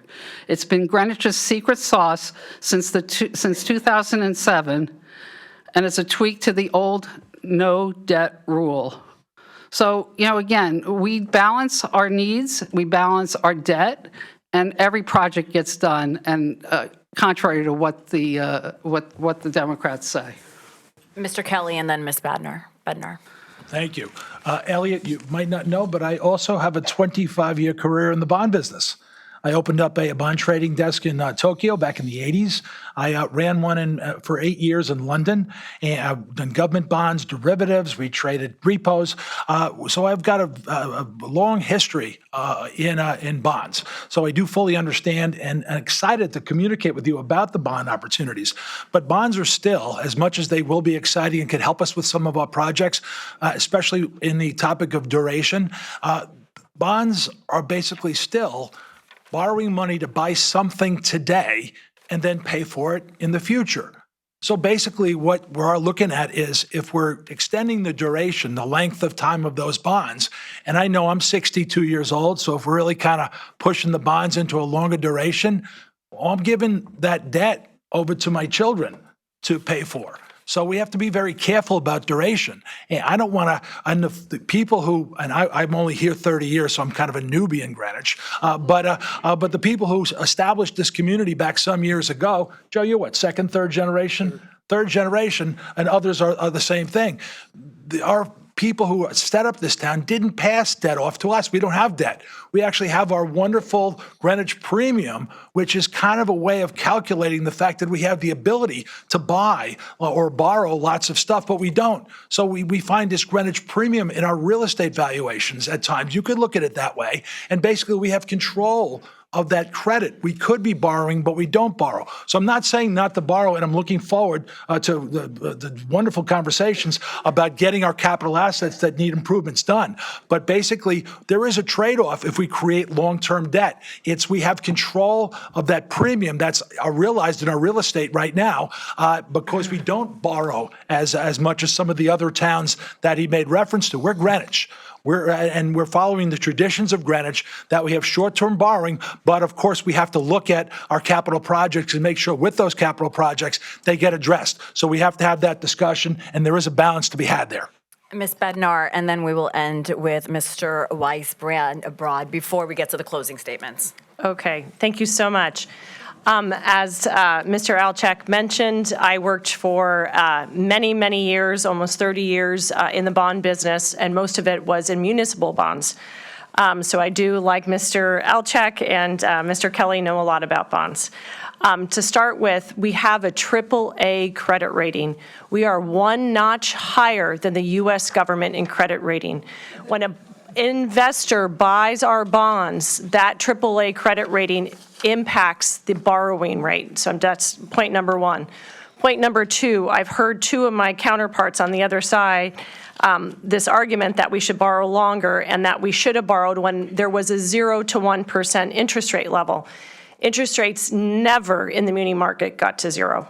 I never saw, I think in Japan, they got to zero. They never got to zero in the muni market. So number two, what we have in the US most often, unless there's a dislocation in the market, is we have an upward sloping yield curve. The short end of the curve, you borrow at lower rates. The farther you push out the duration that Mr. Kelly's talking about, the higher the interest rate. So we've been borrowing down here at the shorter end of the yield curve. Upward sloping yield curve, higher borrowing costs the longer you go out. And lastly, I just want to point out, if you read the offering document of the town of Greenwich when they borrow debt, even if we borrow 5 years on a fixed rate bond, we have the ability, if anything ever happened, to refinance that bond. If the assets that were financed have useful life as confirmed by bond counsel, we would have the ability to refinance that debt. So we have bought ourselves optionality. Thank you. Mr. Weisbrot, if you can keep it short, and then we will move to closing statements. Mine will be short. Riding the wave of Fred Camillo's endorsement. I had to go back to the theme of love, and on that note, and I give a little bit more serious answer in addition to the love, which is serious too. What would I do? What would we do? The first thing I would do, hopefully if we win the election, would be to sit down with my Republican colleagues and explore, and I'll give you a list of a few specific ideas of how we can work together to work early to reduce expenses in the town that won't have a negative effect on the community. For example, looking at a website for permitting so that that's more easily done, removing cash from the system, setting up a central call center like they have in Norwalk, 311. It's wonderful. We have many different call centers. Setting up a purchasing card potentially, using ACH throughout the system, adopting the Tyler vendor management program that's being discussed to make the vendor process more efficient. Mainly eliminating silos that exist, but departments don't share resources as much as they could. And I could go on, there are many, but in the interest of time, I think you get the point. There are many, many, many ways that we can work together to reduce expenses that won't have draconian impact, but that will make the town more efficient in how we deliver the services that everybody wants. Thank you. Thank you. We will now start with our closing statements. Like it was mentioned before, the order has been determined in advance. Everyone has exactly 1 minute. Ms. Erickson, we will start with you. All right, I think I'll start with a huge thank you to everyone who made this night happen. I know this is your fourth debate, and this is definitely the most complicated, and it's your third debate of this week alone. So thank you so much to everyone, and thank you to all the candidates who we all cleared our schedules and made this a priority, and I think it's been an important dialogue. So I hope those who watched the debate have come away with a strong sense of the differences between the political slates. And if you're still unsure how to cast your 6 votes for the BET, which will determine the tiebreaker, I urge you to do some more research. Read the comprehensive voter's guide that the League put out. Or break out the popcorn and watch some of the Decision Day meetings that took place on April 3rd or 4th of this year. Or read the minutes that are available on the town website. Talk to your friends and neighbors. Row A, the 6 of us stand by our voting record, and we ask for your support this election. Thank you. Ms. Erickson, thank you. Mr. Selbst. So I'm going to toot my own horn for a second. I know about bonds too. I've been a bankruptcy lawyer. I've been a bankruptcy lawyer for 45 years, mostly in the corporate world. I know all about bonds, and I know what happens when things go wrong. And one of the things that happens when you do what I've done for 45 years is you learn to make tough financial decisions. I think my colleagues and I have made a powerful case tonight for why we deserve the chairmanship. I think the Republicans have said they want to work with us, but as I said earlier, what they've really done is say, we're trying to walk away from that record. Now, they'll defend the financial part of it, but not the process part. We've earned our chance.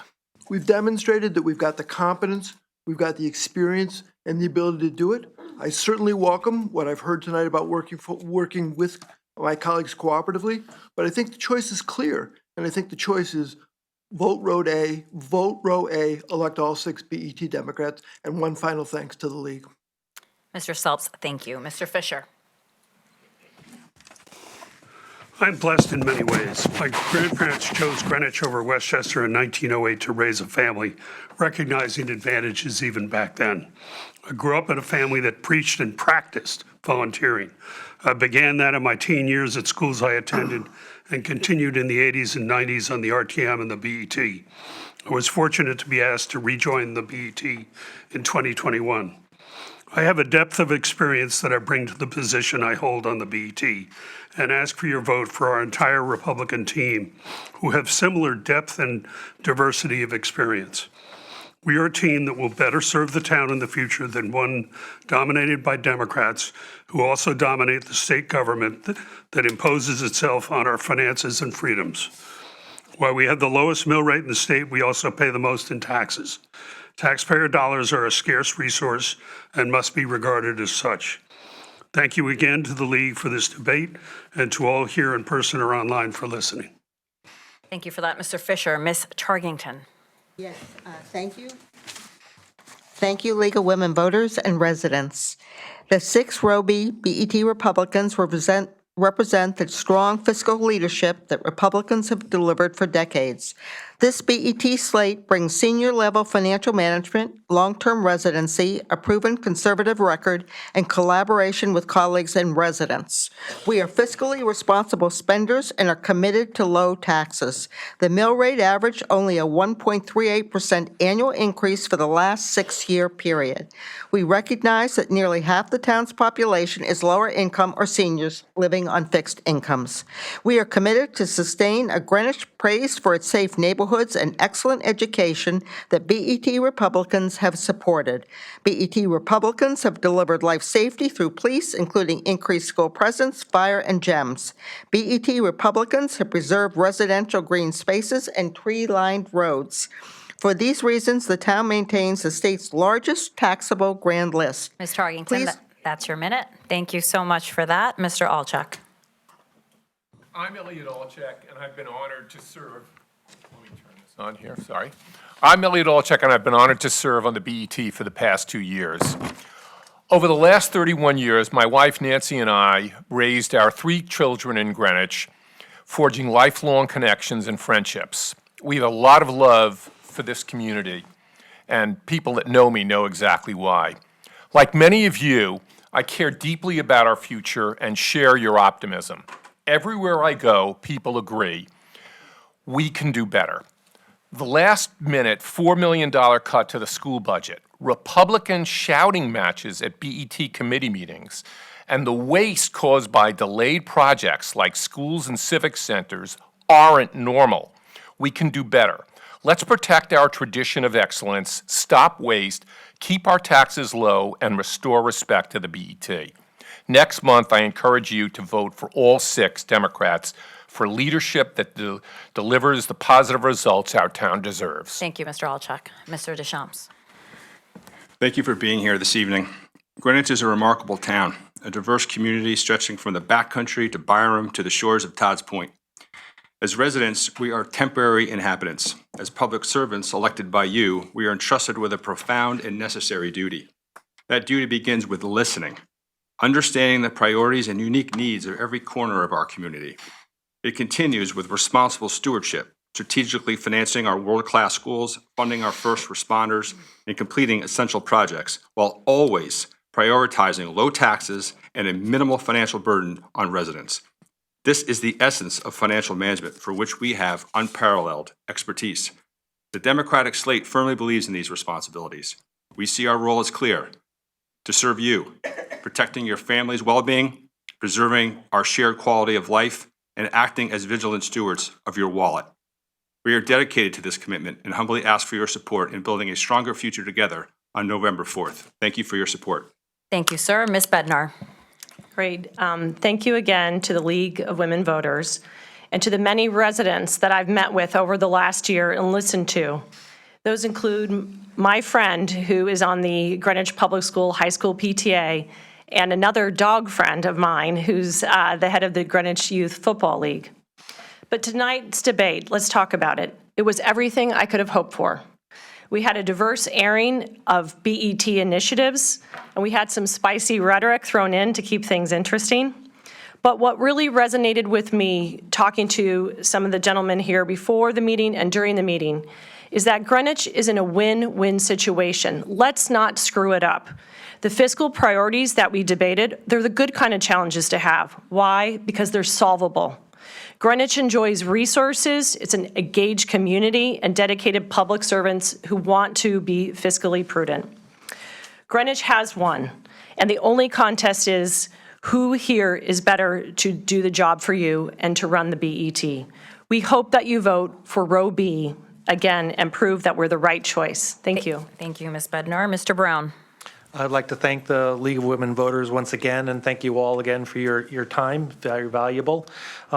I'm running because I believe that we can do better, that we have strong financial and business experience, that we're strong for financial responsibility. We believe in strong public safety. I was a volunteer fireman, still am a life member in town. I believe in infrastructure and proper planning. We need a better capital improvement plan. That really didn't come up very much, but I was part of one way back when, and we need to resurrect it and build off of it. I believe in educational excellence, giving the teachers and our students what they need in order to excel in every way they can. And I also believe in efficiency. We need to find ways to save monies, reduce costs where it makes sense. I'm about process, community engagement, look forward to working with my colleagues across the dais. I believe in accountability and holding those to truth and doing so civilly. So I ask that you vote for all 6 Republicans. Thank you. Thank you. Mr. Fenton. So thank you to the League and especially Henna and Catherine for moderating this debate. The best town government is one you don't have to think about. It should deliver excellent services while respecting that tax dollars are a scarce resource. We should be able to expect that our elected representatives do the work to fully understand and justify their decisions. If they overrule the recommendations of other elected bodies, then those decisions should be rigorous, suggested early, and debated publicly. From my seat on the BOC, I have witnessed firsthand how the current BET lack the data-driven rigor that all residents should expect. As a former hedge fund partner, I will ensure that decisions will be fact-based and outcome-driven while also identifying savings. As a board member of several local organizations, I'll represent the needs of all Greenwich residents. And as a parent of 2 young children in our public schools, I have a very personal stake in our future. Thank you all very much, and please vote for the 6 Democrats on row A. Thank you, Mr. Fenton. Ms. Vasiliotis. The Greenwich I grew up in was a place where neighbors once gathered to have honest debates without label, to run our town and invest in our community. This past term, national politics have infiltrated, resulting in 2 parties who are engaged in drama and political mudslinging. That's why I am running as an independent and why I need your vote on November 4th to put community over politics and to steer our town back to what truly matters. Community over politics isn't just a slogan, it's a lifeline. My independence means I am the only candidate that can foster open, honest discussions instead of echo chambers. Imagine a BET where we can still disagree, but approve bipartisan budgets. That's the Greenwich I know we can reclaim and why this theme has never been more urgent. You have a choice this election, double down on the drama or demand better. Let's choose better. Together we can restore sanity to our local government, prioritize our shared vision, and build a town that works for everyone. Your voice and your vote can make it happen. And please don't discount me. Greeks are really determined, so please vote for me. Thank you, Ms. Vasiliotis. Mr. Weisbrod. My family has been in Greenwich for over 40 years. We have 3 kids who all of them went to the Greenwich public schools, and now we have 2 grandchildren who are at Old Greenwich School. I've served in the community as a soccer coach, as chair of the Planning and Zoning Board of Appeals, and as a member of the BET. This is a perfect fit for me, given my many, many years in the world of finance, culminating as J.P. Morgan vice chairman. Today's BET is broken. To keep taxes low and predictable, we need new leadership. My Democratic colleagues have illustrious finance and legal backgrounds, Morgan Stanley, Goldman Sachs, J.P. Morgan, Herrick Law Firm, Board of Education. We've got that. We know how to do multi-year capital plans. We've applied tested technology to reduce costs, and we are committed to restoring collaborative, bipartisan work, we're committed to a low and predictable mill rate. Please vote for all 6 Democrats on row A. Thank you, Mr. Weisbrod. Mr. Kelly. Thank you, everybody. My name is Joe Kelly. I have a crazy work ethic. I do a lot of things. I'm on the Central Middle School Building Committee. I'm a RTM, head of District 2. I run 2 companies in town here. I was a volunteer fireman for a while. I was the championship coach of the rugby team at Greenwich High School. Rugby, yes, rugby players there. So I do a ton of things. I'm on tons of boards. I've been on all sports boards. I've got recognition by the Old Timers Athletic Association for the Lifetime Achievement Award as a coach. I'm on a couple of Hall of Fames. But basically, what I want to express is the fact that I'm qualified to make sure I use this energy to go out and contact people. I make 250, 300 calls a day. I drive people nuts because I call them all the time.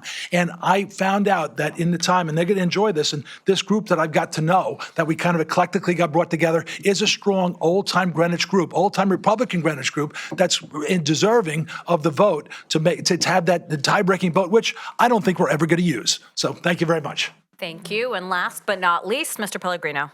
I'd like to close with these 2 words: appreciation and trust. I want to thank everyone for allowing me the opportunity to serve the town I love. My family, my friends, my Republican colleagues who fought hard to win a primary for a better BET. And especially you, the citizens of our great town, who make the hours of service all worthwhile. To all of you, I am deeply appreciative. When it comes time to vote, I ask you to reflect on this question: who can you trust? My guiding light is to make thoughtful and practical decisions that benefit all of us. Making the proper decision requires outreach, listening, reflecting, and exercising sound judgment. My years of public service and professional background have demonstrated that I possess these skills. I ask now that you continue to trust that I will serve our community to the best of my ability.